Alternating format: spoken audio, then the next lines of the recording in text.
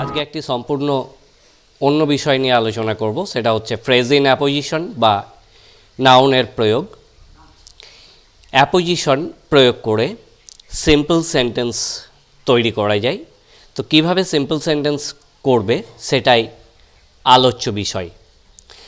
একটা এক্সাম্পল নিয়ে দেখাচ্ছি।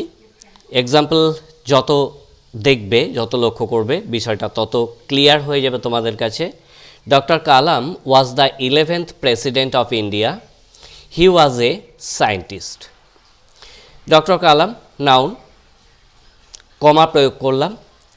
সেকেন্ড সেন্টেন্সের এ সায়েন্টিস্ট নিয়ে এলাম। এরপর কমা দিয়ে ওয়াজ the 11th president of India. এখানে মনে রাখবে অ্যাপোজিশনে কমার প্রয়োগ হয়, নাউনটাকে ব্যবহার করেই একটা কমা, তারপরে বাক্যগুলো সাজিয়ে কমার প্রয়োগ করে তৈরি করতে হবে এবং বাক্যের মধ্যে মনে রাখতে হবে একটাই মাত্র ফাইনাইট ভার্বের প্রয়োগ হবে।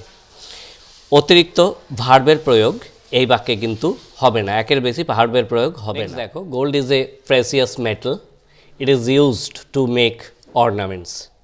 এই দুটো বাক্যকে আমরা সিম্পল সেন্টেন্সে করব। গোল্ড একটা নাউন, তাহলে গোল্ড কমার প্রয়োগ করলাম। প্রথম ভাবটা আমি নিলাম না, এ প্রেসিয়াস মেটাল, কমার প্রয়োগ। সেকেন্ড ভাবটা নিচ্ছি, is used to make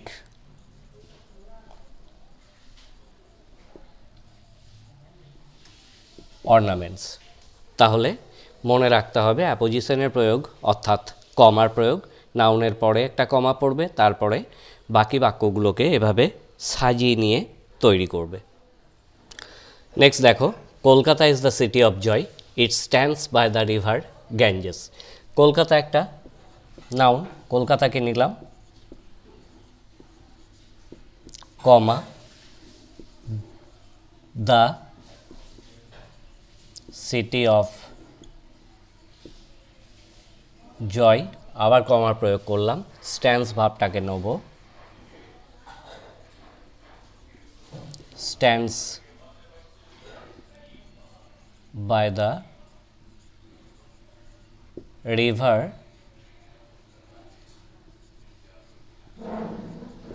Ganges.